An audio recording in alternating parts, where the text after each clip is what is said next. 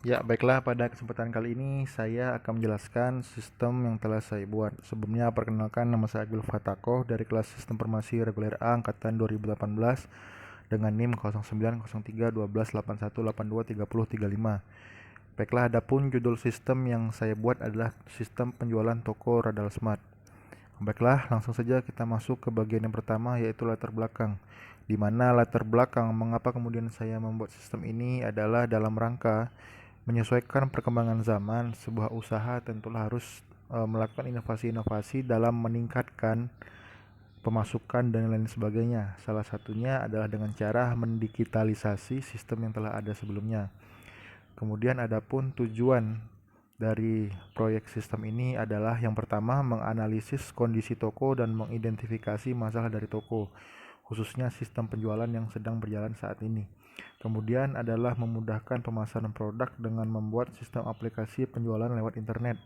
Dan yang terakhir adalah memperluas daerah pemasaran produk. Adapun sasaran dari proyek ini adalah orang-orang ataupun pelanggan yang konsumtif. Manfaatnya ada tiga. Yang pertama adalah memudahkan unit usaha kecil dan menengah dalam menjual produknya, meningkatkan interaksi antara produsen dan konsumen, dan terakhir adalah dapat membantu meningkatkan daya saing toko agar dapat bersaing di era digital dan globalisasi. Baiklah, kemudian saya akan menjelaskan apa itu WBS atau Work Breakdown Structure. Adalah metode pengorganisasian proyek menjadi struktur pelaporan yang hierarkis. Ini digunakan dalam rangka untuk memecahkan tiap proses pekerjaan menjadi lebih detail, yang dimaksudkan agar proses perencanaan memiliki tingkatan yang lebih baik. Adapun tahapan-tahapan dalam proyek ini ada 5. Yang pertama adalah analisis, yang kedua ada desain, yang ketiga ada pengkodean, yang keempat ada pengujian, dan yang terakhir ada pemeliharaan. Kemudian tentu dalam proyek ini kita membutuhkan sumber daya manusia untuk menjalankan tugas-tugas serta fungsi-fungsinya. Sumber daya manusia terbagi menjadi dua, yaitu staf dan tenaga ahli, di mana staf ini terbagi menjadi 5 bagian. Yang pertama adalah interviewer, yang tugasnya adalah melakukan wawancara dengan pihak pengguna dan mengumpulkan hasil wawancara yang akan disesuaikan dengan kebutuhan user atau pengguna. Kemudian ada staff supporting yang berfungsi untuk memberikan bantuan dalam beberapa aspek. Kemudian ada staf administrasi yang berfungsi untuk merekap ataupun menyimpan segala informasi yang telah diberikan guna kebutuhan perancangan sistem. Kemudian yang keempat ada technical writer yang bertugas untuk menyusun komunikasi teknis yang lebih mudah dipahami atau user friendly dalam bentuk buku panduan atau dokumentasi. Kemudian yang terakhir ada system tester yang tugasnya adalah mencoba sistem yang telah dibuat untuk mengetahui apakah dalam sistem tersebut terdapat bug, kekurangan, dan lain sebagainya. Kemudian yang kedua adalah tenaga ahli, di mana ada 3 bagian terdapat di dalamnya. Yang pertama adalah sistem analis. Sistem analis ini tugasnya untuk menganalisa, merancang, serta mengelola, serta mengevaluasi sistem ataupun aplikasi yang dibuat.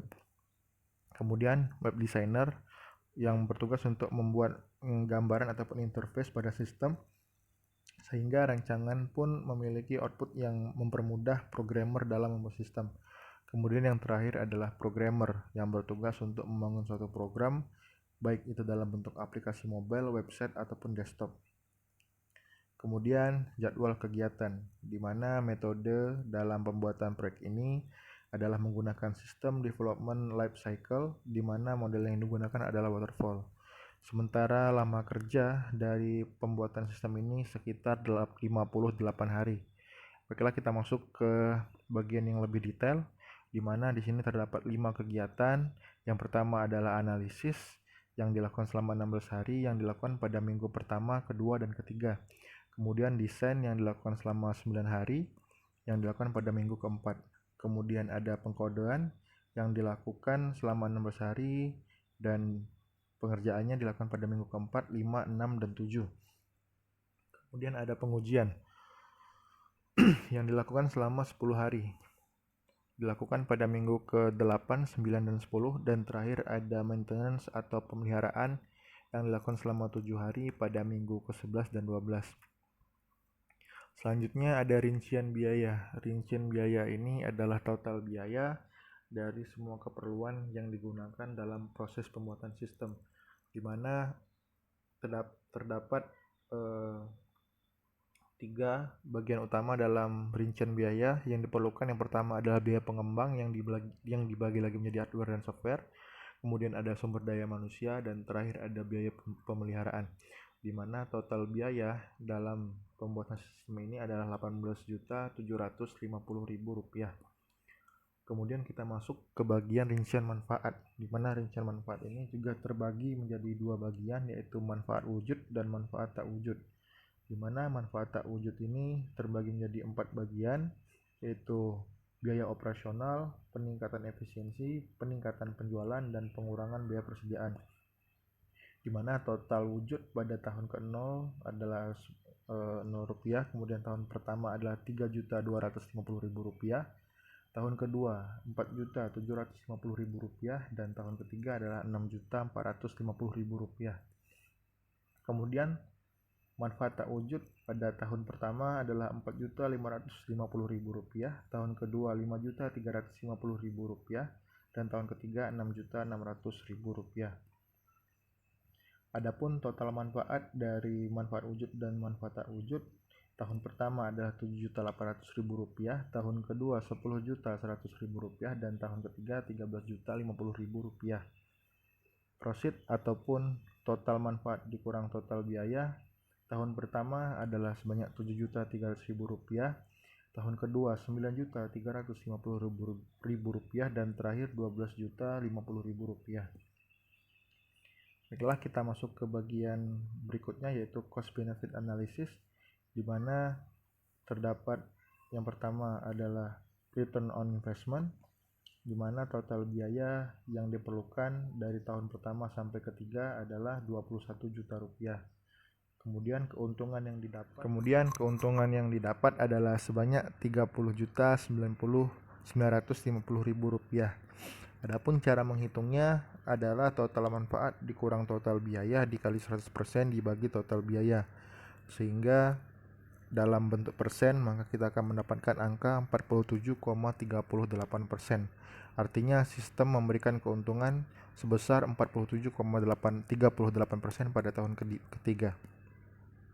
Kemudian kita masuk ke net present value, di mana menggunakan bunga diskonto 10% per tahun, maka rumusnya adalah nilai proyek ditambah prosit 1 tambah prosit 2 tambah prosit sampai N dibagi 1 plus I persen pangkat 1, kemudian 1 ditambah I persen pangkat 2, dan I1 ditambah I persen pangkat N.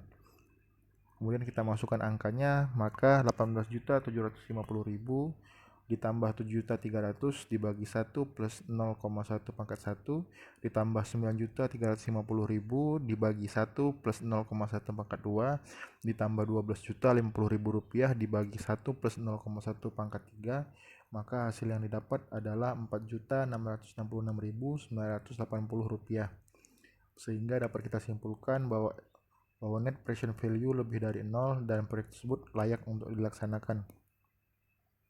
Kemudian ada tingkat pengembalian internal, di mana rumus yang digunakan adalah nilai proyek ditambah prosit 1 dibagi 1 plus I persen pangkat 1 sampai dengan prosit N dibagi 1 plus I persen pangkat N. Dan ketika kita memasukkan angkanya, maka Rp18.750.000 ditambah Rp7.300 dibagi 1 plus 0,15 pangkat 1 ditambah Rp9.350.000 dibagi 1 plus 0,15 pangkat 2 ditambah Rp12.050.000 dibagi 1 plus 0,15 pangkat 3 akan mendapatkan hasil Rp2.590.839. Kemudian kita memasukkan lagi rumus berikutnya, yaitu I sampai dengan N ditambah IN2 dikurang IN1 dikali 6 dikali NPV1 dibagi NPV1 dikurang NPV2, sehingga angkanya akan kita dapatkan 10% ditambah 5% dikali Rp4.666.980.000 dibagi Rp4.666.980.980 dikurang Rp2.590.839, sehingga persenan yang kita dapat adalah 11,24%. Dan dapat kita simpulkan apabila lebih dari I1 maka proyek dapat diterima.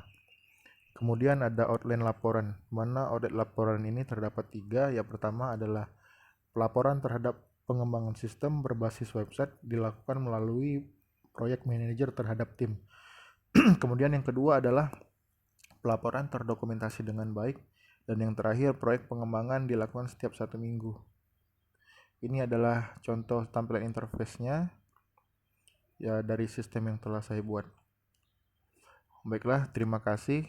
Sekian pemaparan serta presentasi dari saya. Apabila ada salah kata saya mohon maaf, kepada Allah saya mohon ampun. Saya akhiri, wabillahi taufiq wal hidayah. Wassalamualaikum warahmatullahi wabarakatuh.